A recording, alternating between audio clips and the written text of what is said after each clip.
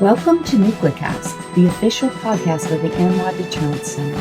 Our host is Dr. Adam Lowther, co-founder and vice president for research at the National Institute for Deterrence Studies.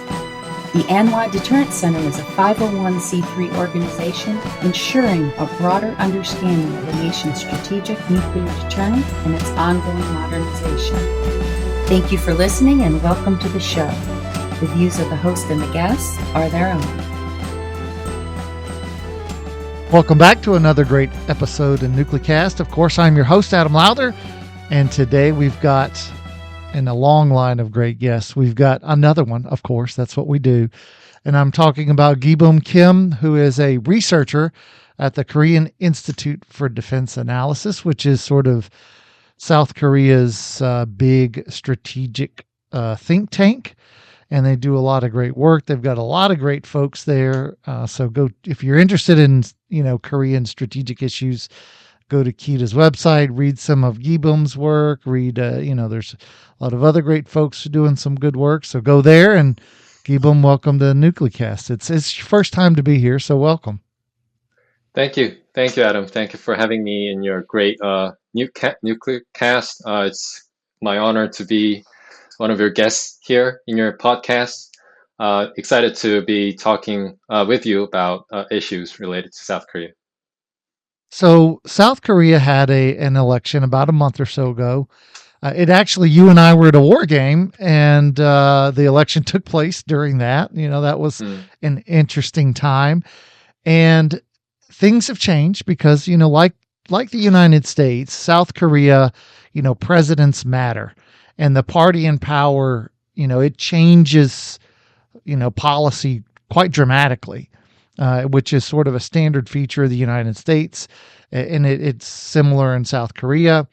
So now that you have a new president and President Lee, can you tell us about the Democratic Party of Korea? How is it different? President Yoon was, he was a conservative. Now you have a progressive. What is the difference? How does that difference impact how they relate to, say, North Korea and China? And does that make any difference for, the U.S. alliance and maybe nuclear weapons policies or aspirations? That's like 5 questions all wrapped in one. But, I'm confident it's one you know the answer to. So can you sort of kick us off and just sort of give us the layout? Of course, Adam. Great questions. Of course, all the South Korea watchers, Peninsula watchers would be curious about what changes will happen after the election. Now, as you said, it's a month after the election. And we've already seen certain changes in our politics or government. The president's starting to name his ministers. They were having confirmation hearings at the National Assembly. Some ministers, including the foreign minister, was recently given out his role. Now he's officially started his role. I think the news in the media, they said he's about to visit the U.S. this week for negotiations with regards to tariffs, trade deals, and stuff. So your first question about President Lee being the president from the Democratic Party, one of the progressives.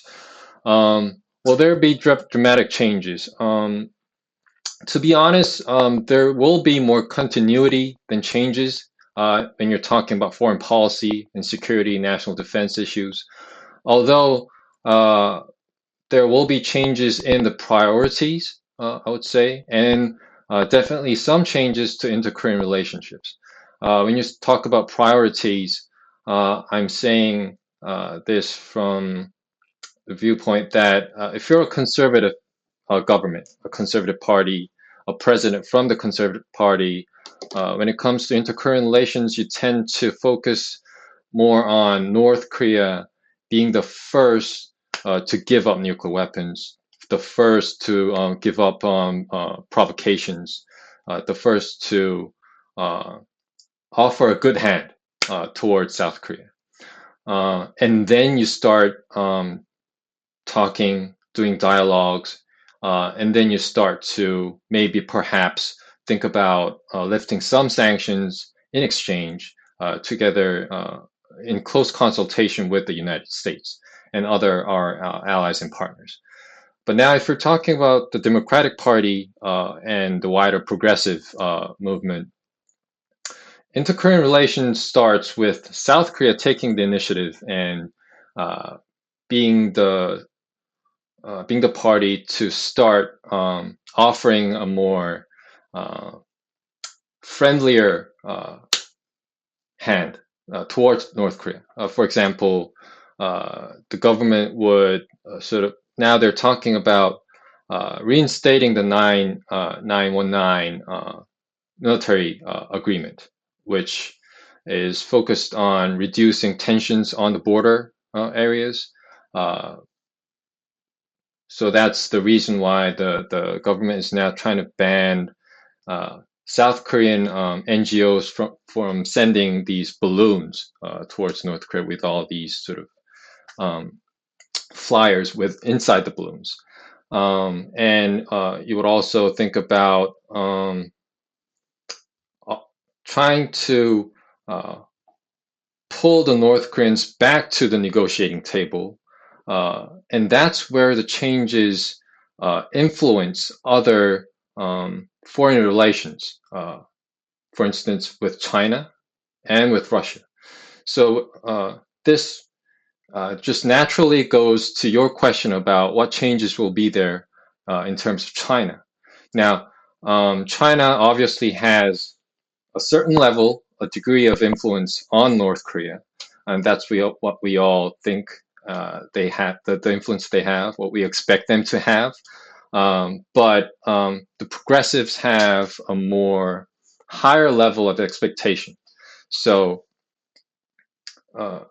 you can see that in the former Moon Jae-in government, the government before Yoon Suk-yeol, that they tried to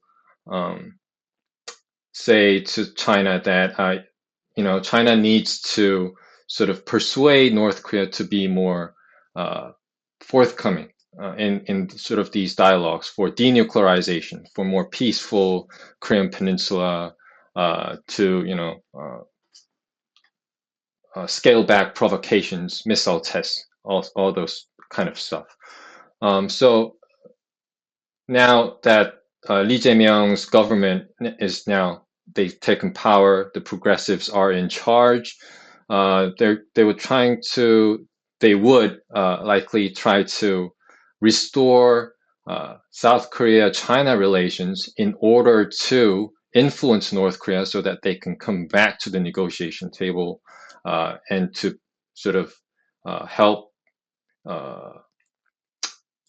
create better conditions for a more favorable inter-Korean relations, and hopefully for future denuclearization negotiations. Now that also is the same for Russia, although that's a very different story now that we still have the war ongoing in Ukraine. The Russian invasion is still not over, so that's a very difficult side of the story. But the logic behind the progressives or certain experts arguing for managing South Korea and Russia relations is that at some point Russia has to be involved so that we can sort of persuade or push or pressure North Korea to come back to denuclearization negotiations. So I've been repeating this denuclearization a lot during my first comment. So that's actually the foundation, so to speak, of the progressives' sort of initiative about or vision, so to speak, about peace on the Korean Peninsula. It starts with denuclearization or non-nuclear Korean Peninsula. I'll just stop there for a moment. Let me ask you. So, in American politics, Mm, you tend to have sort of on the nuclear issue, you tend to have the disarmament community is, pretty idealistic, right? They see that, the world is what we can make it.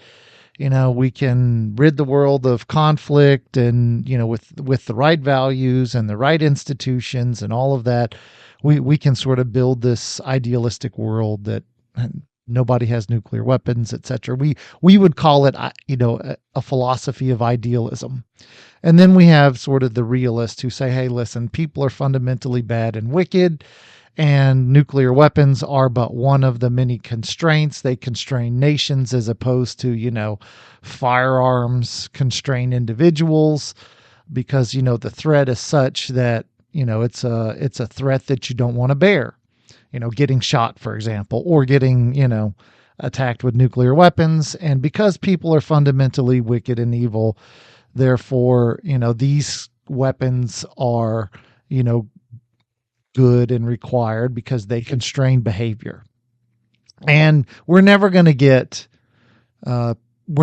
change the fundamental, nature of people. So therefore, sort of idealism will never work. And so you have these two kind of competing philosophies or schools of thought. And is that sort of dichotomy applicable in the Korean context, in that is the Democratic Party sort of idealistic in its view of the fact that, North Korea will one day, denuclearize and will come to the table, and that unification in a peaceful way is possible? And then would the sort of the conservatives be, hey, listen, this is an authoritarian regime. Authoritarians don't give up nuclear weapons because it's the thing that guarantees they stay in power. Is that sort of applicable in the Korean context, or is it just, hey, listen, that's not how things work here? Can you maybe help us better understand how the two, main political parties sort of philosophically see their relationship and, this desire to denuclearize?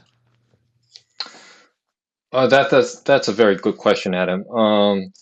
I would say to some degree that is applicable in the Korean Peninsular context, but I wouldn't say it's as exactly as it works out in the United States. And because non-proliferation is not, you don't have progressives and conservatives divided on non-proliferation issues. They do have a general sense of agreement that if it is possible, it is better to follow non-proliferation, the vision of non-proliferation, policies regarding non-proliferation, because if possible, if non-proliferation is actually achievable, you would have a safer security environment. No one actually challenges that kind of assumption. But as you said, there's this realist sense of the world where you exactly sort of explain that for self-defense purposes, because you cannot actually fully trust the other, and there's no sole authority, global authority that can sort of control your adversary from taking hostile action against you. At some point, you need those armed forces, your or military capabilities, including nuclear weapons, perhaps if you have them, and that's why there are nuclear weapons, and that's the reason why the P5 decided to have nuclear weapons, and sort of those kind of logics do sort of make sense to some. But again, coming back to your original question about whether it's applicable, I would say the progressive, a lot more than the conservatives, think that if the U.S.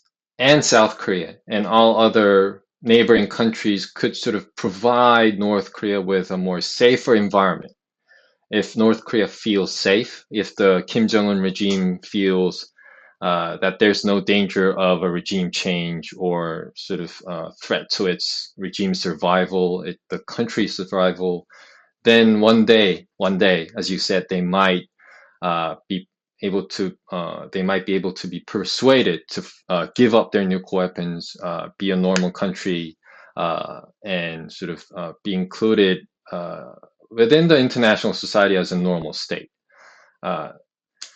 And the conservatives, more than the progressives, think, as you said, that because they're authoritarian states, they're authoritarian regime, and because they have that history in the 1950s when they sort of launched attack on South Korea, started the Korean War, that you cannot fully trust them. And in recent years, within sort of 1-2 decades, we had the Yeonpyeong Island shelling, we had the Cheonan ship sinking, and other sort of provocations, that we cannot fully trust them.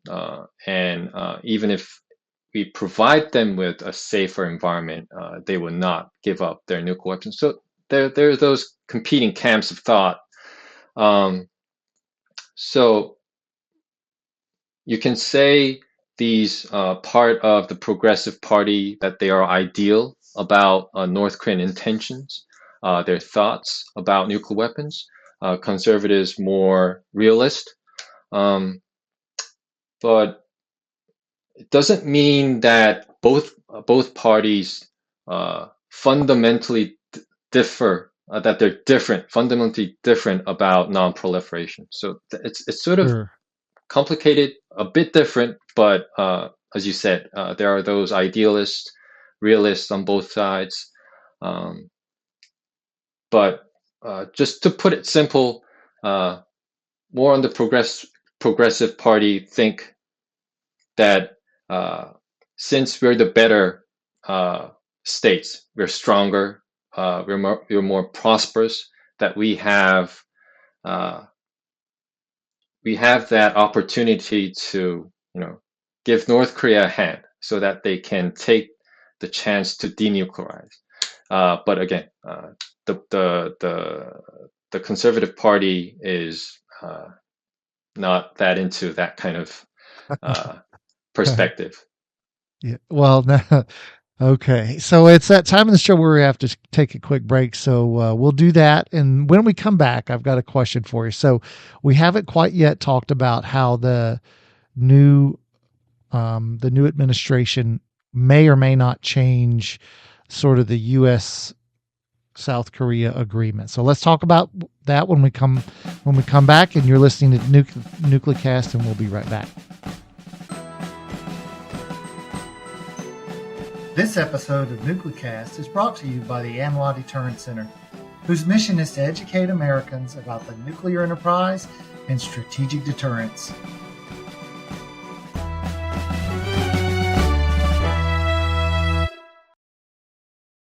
And we're back, and we're talking to Gibum Kim from KIDA, the Korean Institute for Defense Analyses.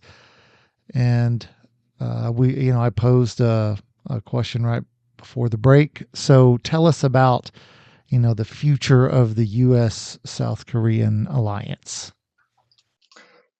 There's been some commentaries about changes in ROK-U.S. alliance policy relations. Some even media reports about possible changes in our relationship. But to be honest, there's been more continuity on alliance policy in South Korea, because even progressives that talk about a more having more strategic autonomy, they also stress the importance of the ROK-U.S. alliance as the bedrock of South Korean security policy and strategy. So whether there's going to be a huge dramatic shift after the progressives taking power, the answer would be simply no. But the change would be about that part where you want more autonomy.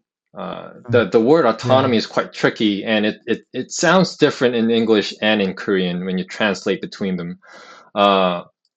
But the progressive, so this the reason why I'm saying this is very tricky is because when you talk about military capabilities, having more stronger military platforms, cutting edge, more strong, like more longer range missiles, more high tech weaponry, more fancy satellites. There's no divide in both sides. You want better equipment, you want better forces, you want better readiness, more stronger posture, so that you're a capable state as well as a very capable partner to the United States and other regional states partners. But that autonomy part bears a very different meaning when it comes to, for example, OPCON transition. So that's one of the main issues, because that OPCON transition issue is linked to the sense of sovereignty, a sense of nationalism, because in the current structure, during peacetime, South Korea has its OPCON, but when it switches to wartime through CFC, Combined Forces Command, and the structure that surrounding it, the United States, the U.S. forces, the U.S. commander has the OPCON. Now, does that mean the U.S. commander will fully control South Korean forces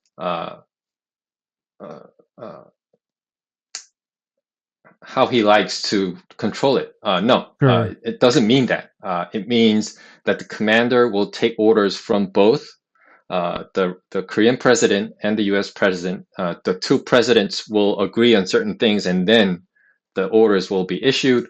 And then with OPCON, the commanders will do operations, missions, etc.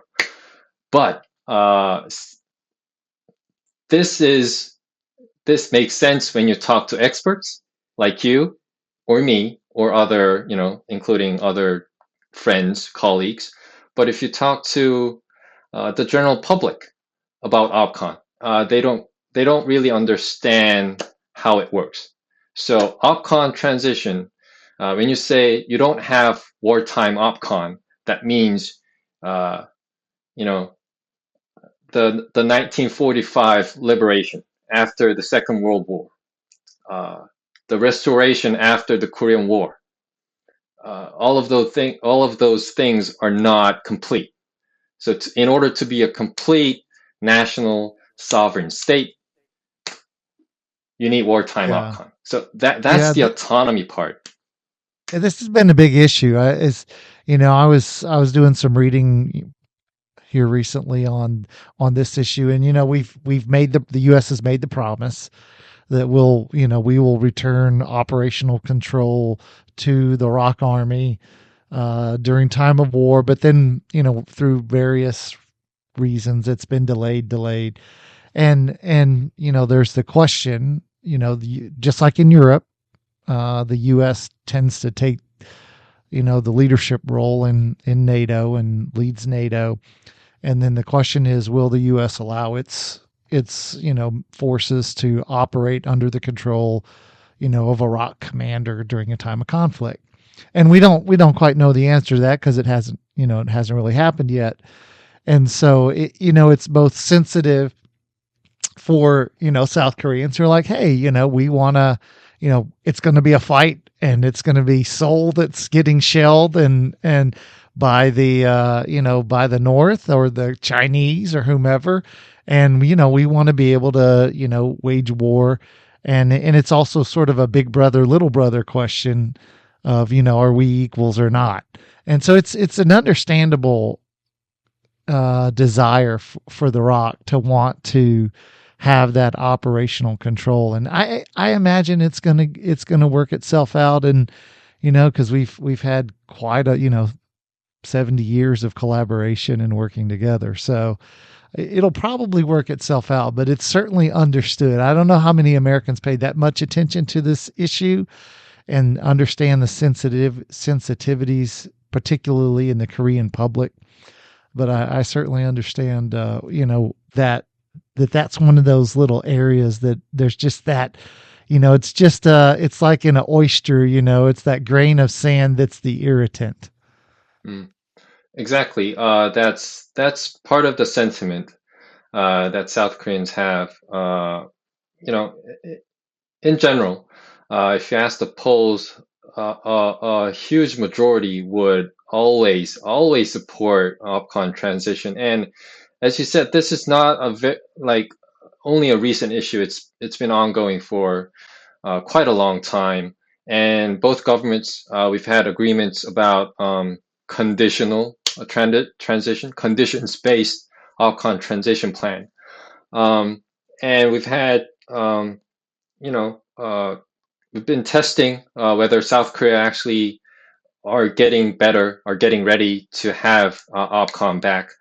And I've heard that we've made certain progress on those lines to meet those conditions. But the trickiest condition is whether the security environment surrounding the Korean Peninsula actually supports OPCON transition. Now that is actually one of the conditions. Besides all the operational sort of capabilities and your actual whether you actually have certain mission capabilities with your own military platforms and sort of equipment. And when you have China across the West Sea and Russia up north, and that's not a very favorable environment for you. And on top of that, you have nuclear North Korea at your border, which is quite hostile against you. So that's actually the trickiest condition that you have to meet. So that makes OPCON transition, wartime OPCON transition, in some ways a very political decision. So it means politically you decide to go, or politically you decide to wait until you have a more better condition in place so that you can make the OPCON transition in a more safer way. It's funny that you offer, talk about this specific requirement, because I was, as I talk to Koreans and work with Koreans on different projects, the Koreans will often suggest that they're very similar, that they're East Asia's version of Israel, and that they're very much the Israelis. But I would submit to you that you're in a worse position than the Israelis, because you have, the Israelis have easily managed, Iran, for example. They've defeated Jordan and Syria and Lebanon and Egypt, and they've handled their neighbors. You have far more powerful and larger neighbors than the Israelis do. So you're in a far more difficult position. And I happen to be a fan of Korean television. So I watch a good bit of Korean television, and I can't help but think, I was watching one that's it's a period piece that takes place during Japan's occupation of Korea. And they want to know, they're constantly asking, about the characters and people involved. Are they Choson or are they, Japanese? So they're Choson or Japanese. And for you, the American audience, Choson, that's Koreans. And so it's a difficult environment. And I certainly understand the Korean desire to never be in that position again, which is certainly where the ROK is right now. They don't want to ever be in that position again. They don't want to be in that position in regards to the Chinese, the Japanese, or anybody else. And, the U.S. has played an important role in enabling that. But it's going to be as China becomes more assertive and aggressive, it's certainly going to be a difficult position to navigate for South Korea. Can you maybe before I bring out Bob the Genie, because we're getting to that time in the show, can you maybe give us a little bit about sort of what is the new administration? Is it going to do anything differently in regards to China? Is it going to be less likely to, let's say have THAAD radars in, South Korea, or is it still, does it see, North Korea is a problem and it's our biggest problem, but we always have to keep an eye on China, or is it a different approach? Well, it's certainly going to be a different approach if I give you the short version of my answer.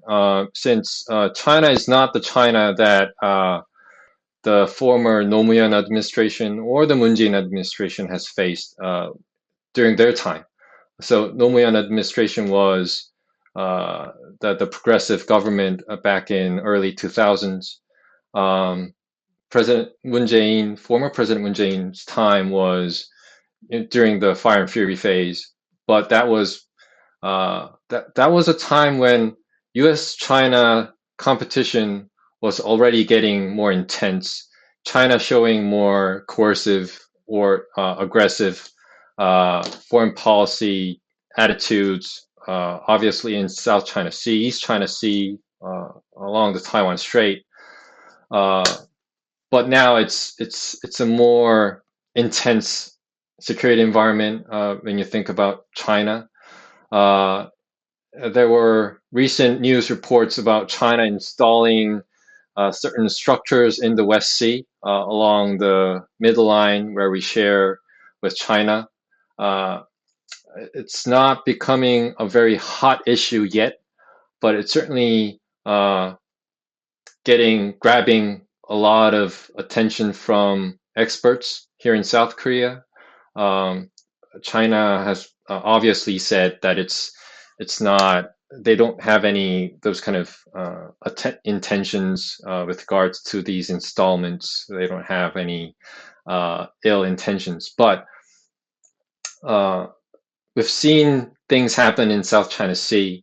We've seen things how they're being, have those kind of fighter jets scrambling in the Senkaku Islands with Japan. So we're getting concerned, and whether there's going to be change in China policy to some degree. I mean, when it comes to economy, the government has to think about small businesses, and these small businesses have to this huge reliance on the Chinese market, and also the supply chain network. It has to go through China at some point in their supply chain networks. So unlike big firms, the government has to sort of manage relations with China to sort of soften the damage, soften the blow, economic damages, so that our economy sort of doesn't go into recession. Now, having said that, we've had a lot of attempts, a lot of back and forth dialogue with our Chinese counterparts about how to manage North Korea, how we can bring them back to the negotiation table, how we can sort of, make North Korea a more normal state. But that expectation, I would say, has sort of deteriorated over the years, because every time we've sort of communicated our wish, so to speak, our sort of concern to the Chinese about North Koreans, it really did not work the way we wanted it to. So there's been frustrations, and even the Chinese have admitted that they don't really have that kind of leverage or influence on North Korea. So although this government, the new government, would try to, see whether China does actually have some sort of leverage on North Korea, still, they would also have more realistic expectations, that they will see limitations about Chinese leverage, influence, and given the security environment, as I said, with the installments and with certain intrusions into our West Sea area, fishing areas, uh, and those kind of joint exercises that the PLA does with North Koreans, the Russians, in the West Sea or the EC, the Sea of Japan. The government policy would not be the same. There are a lot more to consider. I wouldn't say there's going to be. I hope that there's not going to be another THAAD sort of incident like that kind of tension. But despite the government effort to restore Korea-China relations, it wouldn't be easy given the circumstances, I would say. Okay. Yeah, that's it's always a difficult one, right? When you trade with people, and then this is sort of a new time, right? Historically you don't trade with your enemies, but here we are.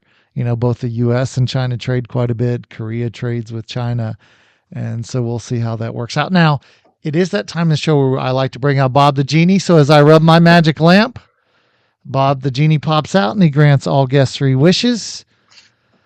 So Gibum, what is your first wish? Oh, let me say, you can't wish for wealth, health, any of that stuff. You got to keep it related to our topics. So with that in mind, what is your first wish? Okay. My first wish is since the government, our defense minister nominee has mentioned that this government will also adhere to the non-proliferation principles and policies. My first wish would be that this government try its best to reinforce our 3K system capabilities. The 3K meaning kill chain, KAMD, Korean Air Missile Defense, and KMPR meaning Korean massive punishment and retaliation capabilities, so that we can enhance our deterrence posture, although they will be mostly conventional systems. Yeah, I don't think I've heard the 3Ks before, so that's a first for me. So thanks for sharing that. Okay, so that's number one. Wish number one. How about wish number two? Wish number two, it would definitely be about becoming a more reliable and stronger partner within the ROK-U.S. alliance, meaning that we, although some would say still that Korea is a junior partner, I'm sure that the current government and the former government even wanted South Korea to be seen as a more equal or capable partner. And I wish that this government really advances that objective, so that while South Korea becomes a more capable state, that we sort of share burdens, share roles, and become a more active partner regionally and globally. Yeah, I mean it would be perfectly reasonable to see Korea for the United States to remain globally sort of the big brother, but then locally on the peninsula that Korea is equal if not superior. So I think that would be and sort of an expectation, I would think. But okay, so that's a good wish. That's another good wish. So we're down. We've got 1 and 2 down. So you're down to your final wish now. What's your final wish? My final wish is my final wish. This could be wild, but I do I do wish that South Korea, this government could somehow manage to get its own version of AUKUS, if possible. Okay. Could be called another name, obviously, but if that'd be my wish. All right. Yeah, that would be, between the United States, maybe Japan. You have a new sort of three-way agreement. I could, I don't know. I mean, that's a bigger ask for Bob the Genie, but we'll see what he can do about that. So, all right. Okay. So that's a good one. All right. Well, Gibum, thanks for joining us on this episode of NucleCast. It was a great discussion.